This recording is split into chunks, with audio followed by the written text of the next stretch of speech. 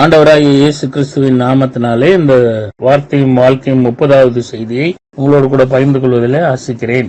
கலாத்தியர் 6ஆம் அதிகாரம் 14வது வசனத்தை வாசிக்க கேட்கலாம். நானோ நம்முடைய கர்த்தராகிய இயேசு கிறிஸ்துவின் சிலுவையை குறித்தே அல்லாமல் வேறொன்றையும் குறித்து மேன்மை பாராட்டாதிருப்பேனாக. அவரால் உலகம் எனக்கு சிலுவையில் அறையுண்டிருக்கிறது, நானும் உலகத்திற்கு சிலுவையில் அறையுண்டிருக்கிறேன். கிறிஸ்துவுக்குள் பிரியமானவர்களே, இந்த பகுதியில நாம் பார்க்கும் பொழுது உலகம் எனக்குள் சிலுவையிலே அறையப்பட்டிருக்கிறது, நானும் உலகத்தை சிலுவையிலே அறையுண்டேன் என்று முடிகிறார். பவுல் டீச் பண்ணும் பொழுது பிராக்டிக்கலா சிலுவையை நாம் எவ்வாறு பார்க்கிறோம் என்பதை குறித்து சொல்கிறார். உலக காரியம் சிலுவையில் அறையப்படணும். அப்போ என்னுடைய மாம்சீக எண்ணங்கள் சிலுவையில் அறையப்பட்டிருக்குதா என்று நாமே யோசித்து பார்க்க வேண்டும். அதுதான் இந்த பகுதியில் சொல்றாரு. சிலுவையில் அறையணும்னா எது உலகம் அழகா ஆண்டவர் எழுதி வச்சிருக்கிறார். கலாத்தியர் 5ஆம் அதிகாரத்துல 19-21 வரைக்கும் வாசிக்க கேட்கலாம். மாம்சத்தின் கிரியைகள் வெளியரங்கமாயிருக்கின்றன. அவை யாவன: விபச்சாரம், வேசித்தனம், அசுத்தம், காம விகாரம், விக்கிரக ஆராதனை, பில்லி சூனியம், பகைகள், விரோதங்கள், வைராக்கியங்கள், கோபங்கள், சண்டைகள், பிரிவினைகள், மார்க்க பேதங்கள், பொறாமைகள், கொலைகள், வெறிகள், களியாட்டுக்கள் முதலானவைகளே. இப்படிப்பட்டவைகளை செய்கிறவர்கள் தேவனுடைய ராஜ்யத்தை சுதந்தரிப்பது இல்லை என்று முன்னே நான் சொன்னது போல இப்பொழுதும் உங்களுக்கு சொல்லுகிறேன். இதுல பாருங்க, 17 காரியம் சொல்லிருக்குங்க. மாம்சத்தின் கிரியை எப்படின்னா என்னுடைய சுயம். இந்த தவச காலத்துல ஒரு சில சபைகளில ஒரு சில முறைமைகள் இருக்குது. ஒரு பிடி அரிசிய 40 நாளும் எடுத்து வச்சு குட் ஃப்ரைடே அன்னைக்கு யாருக்காவது இலவசமா கொடுக்கறாங்க. இன்னும் ஒரு சிலர் என்ன பண்றாங்க, மட்டன் எடுக்க மாட்டேன், சிக்கன் எடுக்க மாட்டேன்னு அந்த காசெல்லாம் உண்டியல்ல சேமிச்சு வச்சு அதை சுய வெறுப்பாய் காணிக்கை படைக்கிறார்கள். ஒரு சில முறைமைகளை கர்த்தர் வைத்திருக்கிறார். எதற்காகனா என் சுய சாகிறதுக்கு நான் பிரயாசப்பட வேண்டும். அதான் அந்த தவச காலம். சுயம்ன்றப்ப எதுனா மாம்சத்தின் கிரியை தான் சுயம். கலாத்தியர்ல பவுல் அழகா டீச் பண்றான். மாம்சத்தின் கிரியை வெளியரங்கமா இருக்கின்ற அவை யாவன: விபச்சாரம், வேசித்தனம், அசுத்தம், காம விகாரம், பில்லி சூனியங்கள், பகைகள். முதல் 4 காரியத்தை பாத்தீங்கன்னா 1ல இருந்தீங்கன்னா 4ல இருக்கீங்கன்னு அர்த்தம். தொடர்றது பில்லி சூனியம், பகைகள் எல்லாம் தனித்தனி பாவம். அடுத்தது பகைகள், விரோதங்கள், வைராக்கியங்கள், கோபங்கள், சண்டைகள், பிரிவினைகள், இது மார்க்க பேதங்கள் தனி. அப்புறம் பொறாமை, கொலை, வெறிகள், களியாட்டுகள் முதலானவைகள். இந்த 17 காரியத்துல முதல் 2 பார்ட்ல நீங்க இருந்தீங்கனாலே 10 காரியத்துக்கு வந்துடுறீங்க. நான் இந்த பகுதியை ஆண்டவர் எனக்கு தியானிக்க கொடுக்கும் பொழுது நான் 15 காரியத்துல பின்தங்கி இருந்தேன். ஆனா ஜெபித்து ஆண்டவருடைய உதவியை நாடி அதுல இருந்து விலகுகிறவனாய் காணப்படுகிறேன். 100% விலகிட்டேன்னா இல்ல, ஆனா அந்த பிரயாசத்துல ஈடுபட்டு கொண்டே இருக்கிறேன். நிக்கிறேன் என்று சொல்கிறேன். நான் விழுந்து விடாதபடிக்கு தவச காலத்துல ரொம்ப தியானிக்கிறேன். மாம்சத்தின் கிரியை வெளியரங்கம் ஆகக்கூடாது என்பதற்காக பவுல் டீச் பண்ணும் பொழுது பிலிப்பியர் 3ஆம் அதிகாரம் 7-8 வசனத்துல, ஆகிலும் எனக்கு லாபமாய் இருந்தவைகள் எவைகளோ அவைகளை கிறிஸ்துவுக்கு நஷ்டம் என்று எண்ணினேன். அது மாத்திரமல்ல, என் கர்த்தராகிய கிறிஸ்து இயேசுவை அறிகிற அறிவின் மேன்மைக்காக எல்லாவற்றையும் நஷ்டம் என்று எண்ணிக்கொண்டிருக்கிறேன். லாபமா தோன்றதெல்லாம் கிறிஸ்து இயேசுக்குள்ள நஷ்டம் என்று விடுகிறேன். மாம்சத்துக்குரிய என்னது?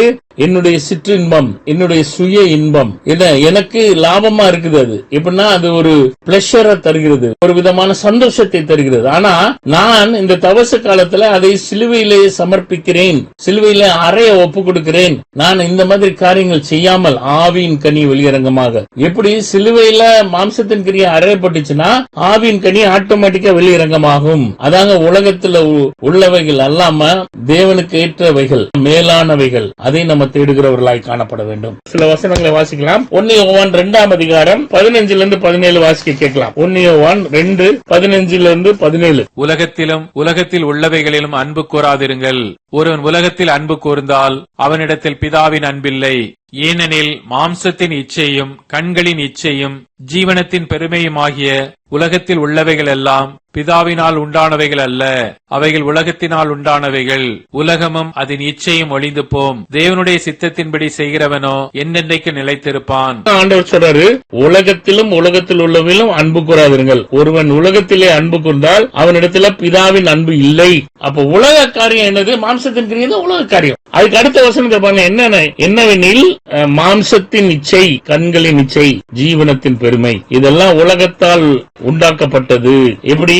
மாம்சத்தின் இச்சை, கண்களின் இச்சை, ஜீவனத்தின் பெருமை. இந்த மூணு தாங்க பிசாசு தந்திரமா நம்மளை அதுல சிக்க வைத்துக் கொண்டே இருக்கிறான். அதுதான் இங்க சொல்லப்பட்டிருக்கு இந்த வசனத்துல. உலகம் அது நிச்சயம் ஒளிந்து போகும், தேவனுடைய சித்தத்தின்படி செய்கிறவன் எவனோ என்னென்றைக்கு நிலைத்து நிற்பான். பரலோக ராஜ்யத்துக்கு போனோம்னா சுய சாக வேண்டும், மாம்சத்தின் கிரியை சிலுவையில அறையப்பட வேண்டும், கண்களின் நிச்சை, ஜீவனத்தின் பெருமை சிலுவையில அறையப்பட வேண்டும். அதுக்கு நம்ம ஆயத்தமா இருக்கிறோமா? நம்மளை நாமே ஆராய்ந்து பார்க்க வேண்டுங்க. இந்த மாம்சத்தின் கிரியை ஒரு பயங்கரமான காரியம். ஆனா இதை செய்யும் பொழுது தேவன் நம்மளை ஆசீர்வதிக்கிறவராக, நம்மளை உயர்த்துகிறவராக, மேன்மையானவைகளை நாடுகள்னா ஆவின் கனி நம்ம வாழ்க்கையில வெளிரங்கமாக வேண்டும்.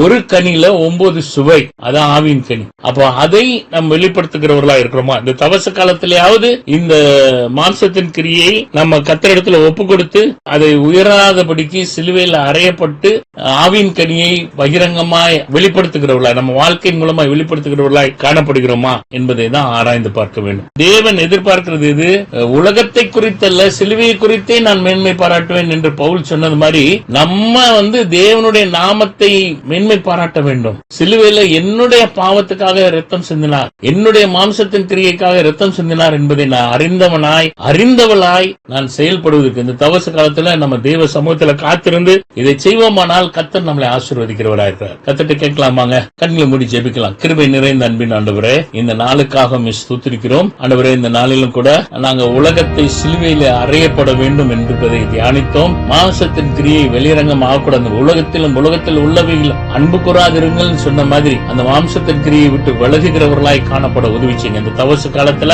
நாங்க எங்களை பரிசோதித்து பார்த்து இந்த 17 காரியங்களையும் ஆண்டவரே, அதே மாதிரி 1 யோவான் 2:15 சொன்ன மாதிரி ஆண்டவரே, கண்களின் நிச்சயம், மாம்சத்தின் பெருமை, இந்த மாதிரி காரியங்கள் இராதபடிக்கு நீங்க பாதுகாத்துக் கொள்ளும்படியாய் வேண்டுதல் செய்யும். எங்களை தாழ்த்தி உமது கரத்துல தருகிறோம். இந்த தவச காலம் உண்மையிலே துளிர் விடுகிற காலமா எங்களுக்கு காணப்பட உதவி செய்யும். இயேசுவின் நாமத்தினாலே வேண்டுதல் செய்கிறோம் நல்ல பிதாவே, amen. Augustus agape counselling ministry ஆலோசனைக்காக ஏதாவது சந்தேகம் இருந்தாலும் நீங்க எங்களோடு கூட பகிர்ந்து கொள்ளலாம். Thank you, God bless you. இது யூடியூப்ல வருது, அகஸ்டஸ் சொல்லுகிற பேர்ல. தயவு செய்து சப்ஸ்கிரைப் பண்ணும்படி அன்போடு கேட்டுக்கொள்கிறேன். Thank you, God bless you.